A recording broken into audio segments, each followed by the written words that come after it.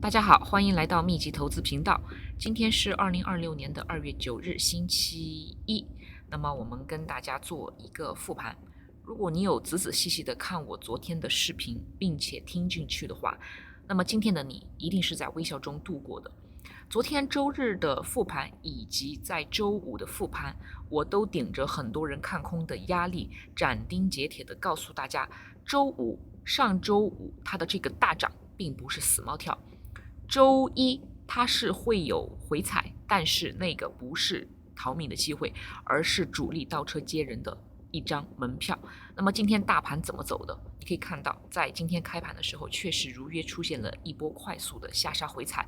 这里呢，在 QQQ 这里是比较的清楚的，就是一波回踩，然后很多人绝对是很慌，想着割肉，但是如果你记住了我给你的点位，你会发现这个低点刚好就是我说的黄金坑。紧接着资金有一个流入，并且呢大盘有一个微反，收出一根漂亮的阳线。那么目前我们可以看到 QQQ 和 SPY 它的这根阳线都是非常的漂亮的，剧本一字不差。这个说明什么呢？说明在这个看似混乱的市场里，你只要抓住了资金的脉搏，你就拥有了上帝的视角。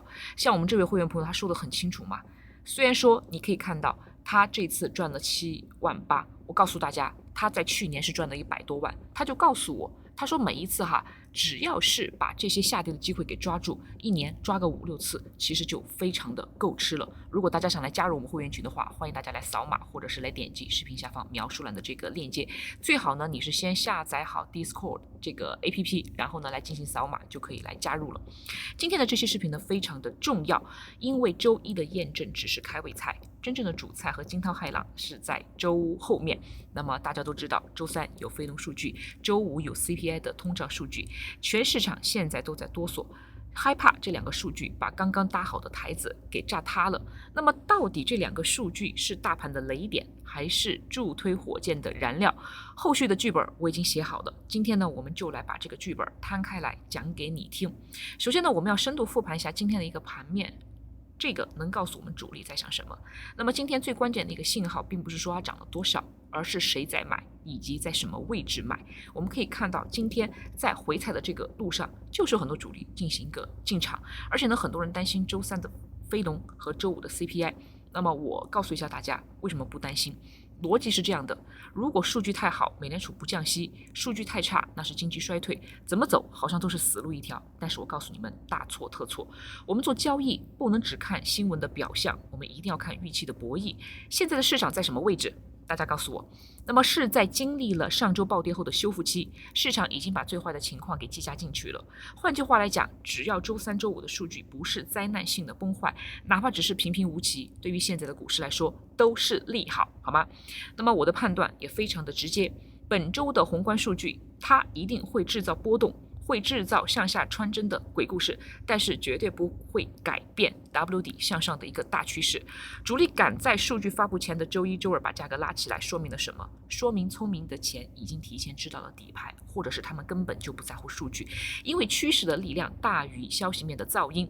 请大家一定要记住我这句话，牛市里的利空它是用来低吸的，熊市里的利好是拿来逃命的。而现在我们也许是正站在新一轮行情的一个起点。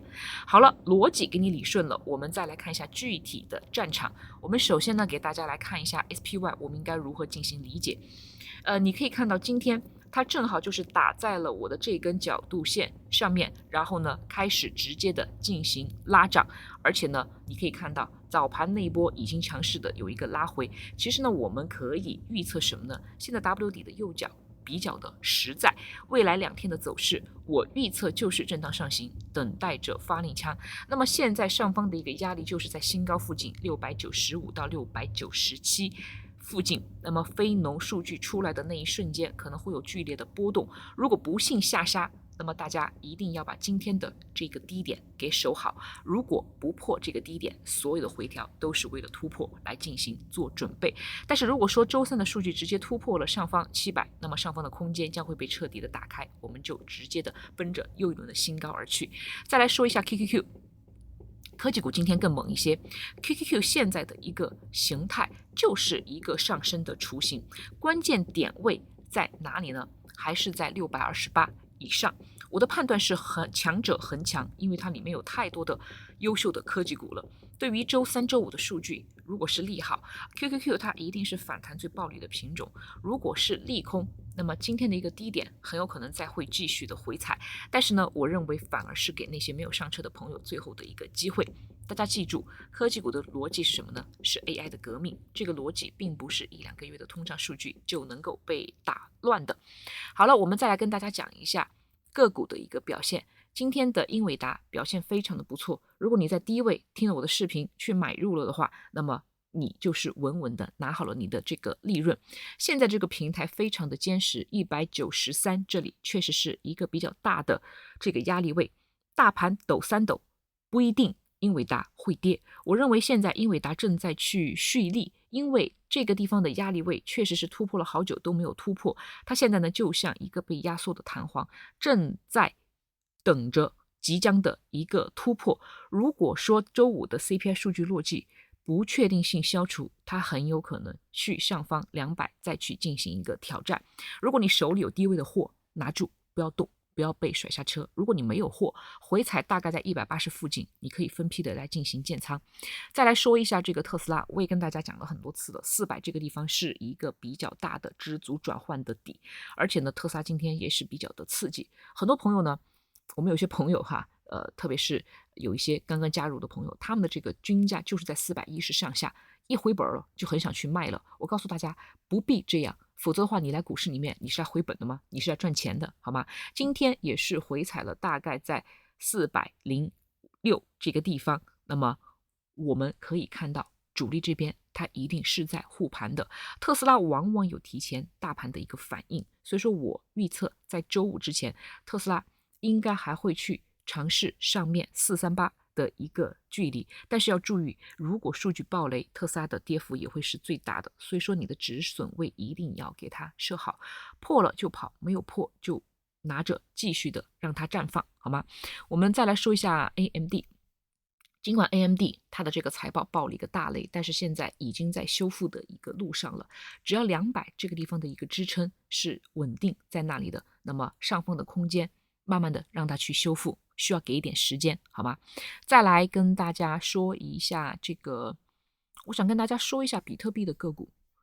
因为比特币的个股，由我个人而言，我建议大家少去碰。为什么呢？不要给自己加大难度，因为你不仅要看它的基本面，你还要去看比特币的一个走势，这个就是给自己加上难度了。有些朋友还上了杠杆，这个难度就更加的大了。所以说我们一定在股市里面是删繁就简的，就是怎么简单怎么来，然后呢做大概率的事件。像 Coin 有可能止跌了，因为比特币这边有一个企稳的信号，但是路漫漫啊，你可以看到它上方的这个压力是重重的。你要想让它回到400以上，我觉得近期是抓不住的。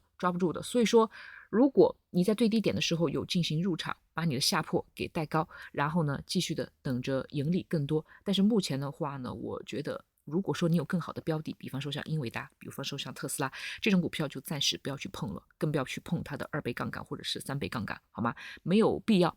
在股市里面，大家一定要想清楚要做什么事情，就是要做大概率的事件。大概率的事件，你把它每一次都做好了，每一笔交易踏踏实实的去做，你的盈利会更加的丰厚，而且你的这个盈利会更加的稳定。这就是为什么我告诉我的新加入的会员朋友，你们在股市刚刚进来的半年到1年的时间，不要想着要去赚大钱，你先想着如何存活下来。因为很多时候有新手运，就是让你在短时间内赚了几万块钱，然后呢觉得自己又行了。但是我告诉你，你一旦开始有一个贪恋，那么你离退出股市绝对是不远了。那么在刚入股市的半年到1年的时间，好好的去想一下如何在股市里面能够存活下来。你可以去赌，你可以去做一些高风险的股，但是你一定要记住，不能把你的本金给损害了。所以说呢，我们有些朋友为什么我还是答应他们可以去做期权，就是因为他们拿的都是自己的盈利，盈利没有了那就不去做了。如果说盈利有了的话，那么去赌一把也没有什么关系，最重要的是你的本金一定要好好的去收好。那么我们最后呢，跟大家再说一下具体的一个操作，周三的非农，周五的 CPI。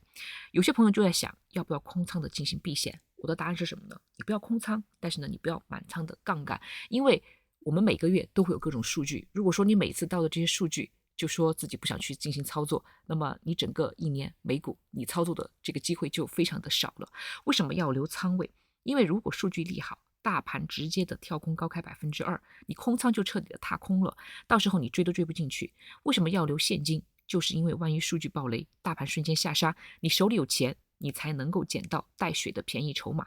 所以说现在你保持6到7成的仓位的正股，如果你是期权的玩家，那么在周二收盘的前可以买一点 VX 的这个 call。 当然了，我这里不是作为一个投资的建议，而是如果说你想去做一个对冲的话，你可以去做一下，好吗？那么花小钱买一点保险，晚上睡觉的时候呢才会更加的踏实。我认为周三非农可能会引发一些假摔，主力会利用数据洗一下最后的盘。如果周三跌了，我认为黄金坑的概率会比较的大。那么对于周五的 CPI 大概率会符合预期，或者是略好于预期。那么本周的 K 线图预计就是一根探底回升的中阳线。那么在接下来的3天，市场肯定会有噪音，肯定会有恐慌，会有无数的所谓的大 V 会告诉你要崩盘了。但是请你记住我的声音，记住今天分析的底层的逻辑，趋势一旦形成，数据只能影响速度，不能改变方向。那么今天的视频就跟大家讲到这里，如果你觉得我的视频对你有帮助的话，请大家一定要为我订阅、点赞、开启小铃铛，不要错过任何一期的视频。我大概呢就是在盘中的时候会发布，让大家呢比较的心里面有底，这样的话呢你的操作才会更加的顺利。那么如果你需要加入我们的会员群，记得来扫码或者是来点击视频下方描述的链接。那么我们今天呢就讲到这里，希望大家这一周多多赚钱，我们下期视频再见。